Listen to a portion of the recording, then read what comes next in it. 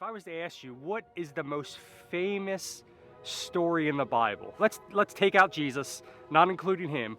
What is the most famous story in the Bible? Would you say it's Moses and the burning bush? Maybe even Eve and Adam eating the apple. The parting of the Red Sea. Jonah and the big fish. It probably comes out of one of the narratives of the Hebrew scriptures. But I would probably argue the most famous story inside of all of culture is David and Goliath. Heck, Goliath has even become known as this thing that you do when you overcome something big. And I don't want to get into all the ifs, ands, and buts about what happened there, but David became the most famous person after this. After killing Goliath, he gets his sword and he becomes part of the chosen of Israel.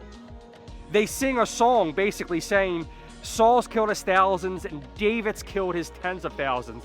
And Saul gets really angry, Saul being the king of Israel at that time, because David was becoming more famous and more popular than him. So what happens then is Saul goes on the hunt for David.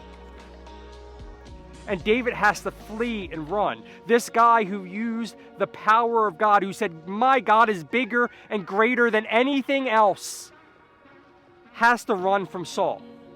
And he does it because he respects God and the chosen one that Saul was king, because God chose Saul as king. He gets to the point where he was on this great spiritual high with the battle with Goliath, to being depressed because he's running for his life constantly. He actually winds up in 1 Samuel chapter 21 in a town called Gath, carrying Goliath's sword. And this was something that was very well known. Goliath was very well known, especially in Gath, because it was his hometown. You see, Goliath was from Gath. And David, this most famous guy who killed basically the most popular guy in Gath, returns to Gath, probably hoping that he wouldn't be noticed. But he immediately does get noticed, and they throw him in jail. And David, this wonderful author of many psalms, writes this psalm basically about how he doesn't like anything. He doesn't want it. He's on this unbelievable low. Well, why'd you go to Gath, David? Why did you go to the place where you're probably the most hated person of all? You killed the champion that came from Gath. The reason they're probably on the mat.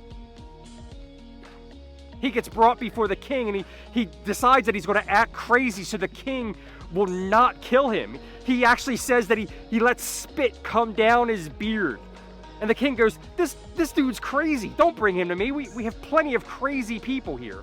So in doing so, he basically was like that he's not mentally all there, that he is gone. He's gone crazy. I've heard it said before that this was a mistake by David, that this was sin from him running.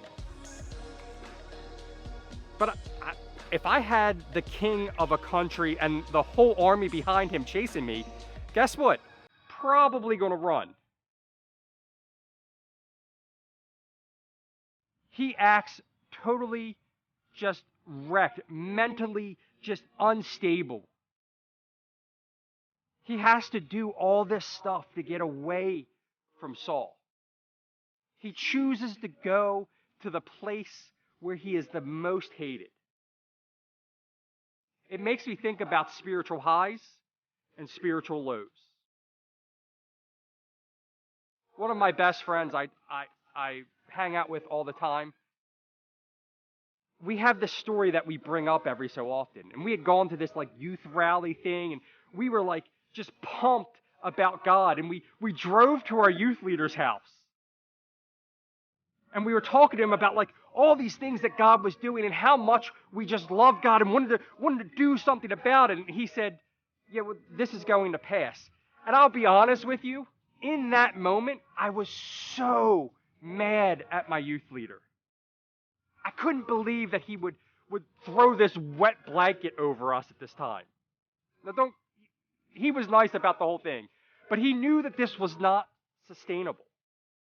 He knew that this unbelievable high that we were on with God was not a sustainable lifestyle. Because with God, we have to go through the valleys to make the mountaintops so much sweeter. Just like when you work out, you build muscle, you have to break it down. Have you ever made a bad decision because you feel like God's far away? Because you feel like you have left God? Have you ever made a bad decision because you feel like you've walked away from God, and then it keeps snowballing to the point to where you feel like you have to act like somebody else, like you're mentally not all there anymore? Like you have to have spit running down your beard? That you feel like you have walked away? That God isn't close anymore? I think we've all been there. We've all been there and looked back at those spiritual highs and been like, man, that was so good back then. Well, I'm here to tell you now, when you're in that valley, whether you've put yourself there or you feel like you're there for some other reason, God is still with you. God is still with David.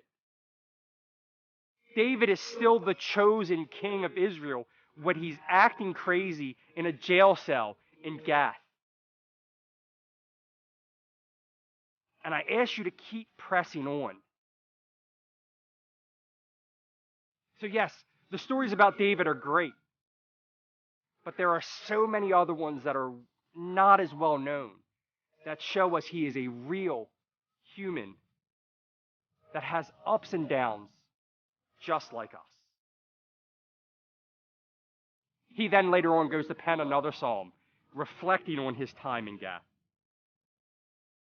And it's a joyful psalm about what God has done for him. So be prepared, whatever's going on, whenever you're in that valley, because a new mountaintop is coming.